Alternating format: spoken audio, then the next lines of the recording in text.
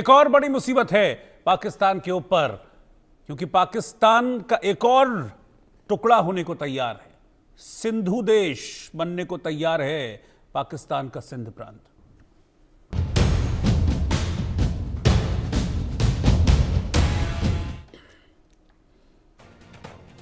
तो बलूचिस्तान के बाद अब पाकिस्तान में सिंधुस्तान की मांग तेज होने लगी है। सिंध देश की मांग है, वहां के रहने वाले लोगों की मांग है कि हमको पाकिस्तानी नहीं कहलाना है, हम अलग देश चाहते हैं, हमको सिंध देश चाहिए। और इसीलिए वहां पर मांग ये तेज हो गई है कि हम पाकिस्तान से अलग होना चाहते हैं। सिंध प्रांत में पाकिस्तान के खिलाफ खुली आवाज, जबरदस्त विरोध हो रहा है और सड़कों पर उतरकर लोग नारेबाजी कर रहे हैं। पाकिस्तान की दमनकारी नीति के खिलाफ इस समय जबरदस्त विरोध पाकिस्तान के सिंध प्रांत में देखा जा रहा है। सिंधुस्तान की मांग को लेकर सड़कों पर पाकिस्तान की आवाम उतर गई है और ये लोग कहते हैं कि हमको पाकिस्तानी कहलाने में शर्म महसूस होती है। हम नहीं चाहते कि दुनिया हमको पाकिस्तान के हिस्से के तौर पर जाने, हम नहीं चाहते कि दुनिया हमको एक पाकिस्तानी के तौर पर जाने। इसीलिए वो मांग कर रहे हैं कि हमको पाकिस्तान से एक अलग आइडेंटिटी चाहिए, पाकिस्तान से एक अलग पहचान चाहिए। और इसीलिए हम चाहते हैं कि हमारी पहचान सिंधु देश के रूप में हो। और इसीलिए जगह जगह अब बड़े पैमाने पर प्रोटेस्ट हो रहे हैं। तो आप समझ लीजिए कि कितने टुकड़े होंगे पाकिस्तान के, ये फिलहाल पाकिस्तान को भी नहीं पता। हर एक छोटा इलाका जो है वो इस वक्त आग में धधक रहा है। वो कहते हैं कि हमको पाकिस्तान के साथ नहीं रहना, क्योंकि पाकिस्तान सिर्फ आतंक को पालता पोसता है और आतंक की मार अब पाकिस्तान के कई इलाकों में पड़ने लगी है।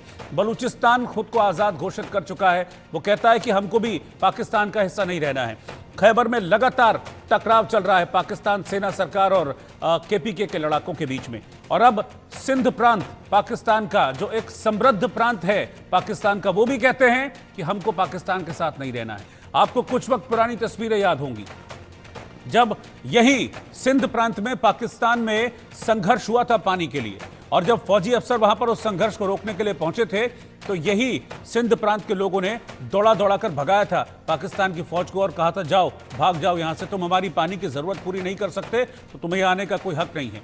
और अब अपने बहुत से इश्यूज को लेकर, मुद्दों को लेकर सिंध प्रांत के लोग कहते हैं कि हमको पाकिस्तान का हिस्सा नहीं रहना है, हमें सिंधुस्तान चाहिए, हमें अलग सिंध देश चाहिए। और इस समय वहां विरोध की चिंगारी भड़की हुई है पाकिस्तान में। तो एक और नई मुसीबत है इस समय पाकिस्तान के सामने, शहबाज शरीफ के सामने, कि पाकिस्तान टुकड़े टुकड़े हो रहा है। बलूचिस्तान एक टुकड़ा, सिंध एक टुकड़ा, खैबर एक टुकड़ा, पीओके एक टुकड़ा, न जाने कितने टुकड़े होंगे पाकिस्तान के।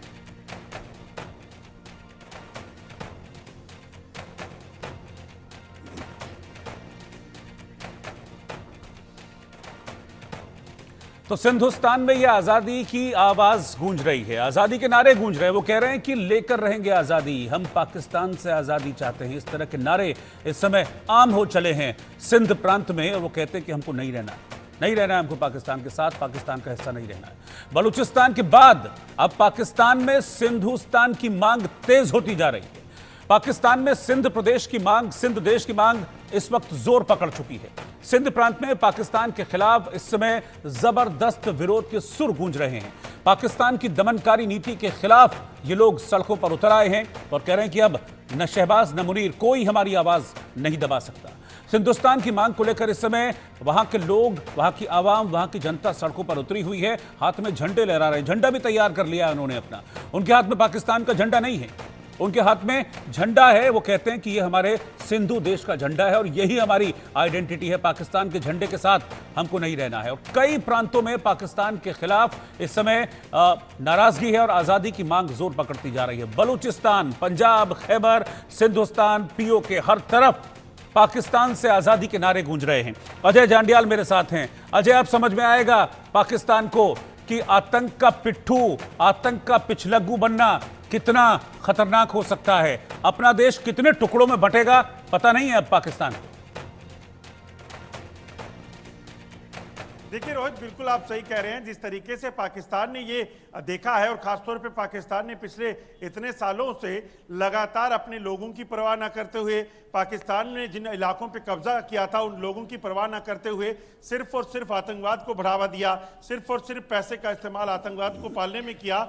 उसके बाद की ये तस्वीरें हैं कि खैबर पख्तूनख्वा हो, बलूचिस्तान हो और अब सिंधिस्तान की बात जो है वो लगातार बढ़ने लगी है।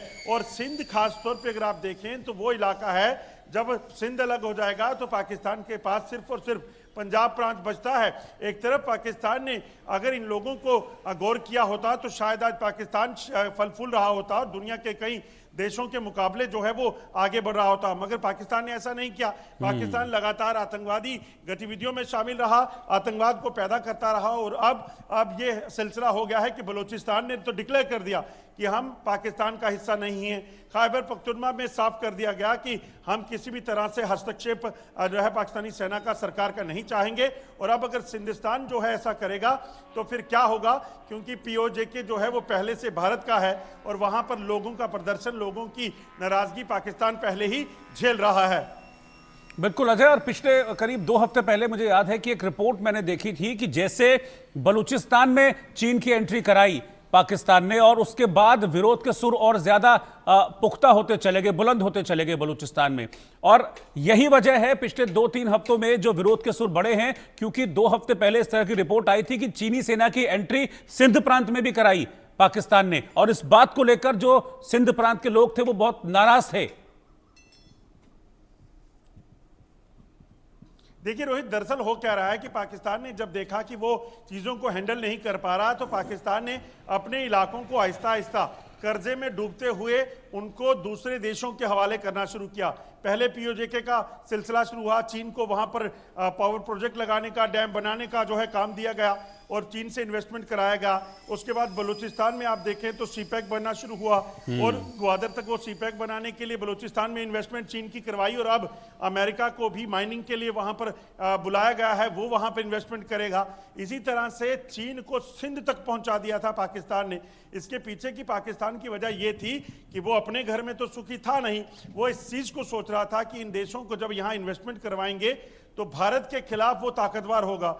मगर उसे ये समझ नहीं आया कि वो खुद खोखला होता जा रहा है, क्योंकि देश आम लोगों से बनता है। जब आम लोग खिलाफ होते चले गए तो फिर पाकिस्तान के पास क्या रह जाता है। इसीलिए आप देखें तो पंजाब हो, सिंध हो, अब खैबर पख्तूनख्वा हो, पीएजे हो, बलूचिस्तान हो, ये तमाम इलाके जो हैं वो हाथ से निकलते जाते जा रहे हैं। और जब अंदर खाने जो जानकारियां हैं कि पाकिस्तान सेना जो है अब शहबाज शरीफ की भी सरकार को टॉपल करने में लगी है, उसके पीछे की वजह यह है कि शहबाज शरीफ के पास तो सत्ता में पावर है नहीं, वो भी एक गठजोड़ की सरकार चला रहे थे। तो ऐसे में अब सिंध प्रांत में भी जब ये चीजें होने लगी हैं तो पॉलिटिकल गवर्नमेंट भी कितनी देर रहेगी ये मुश्किल है कहना वहां।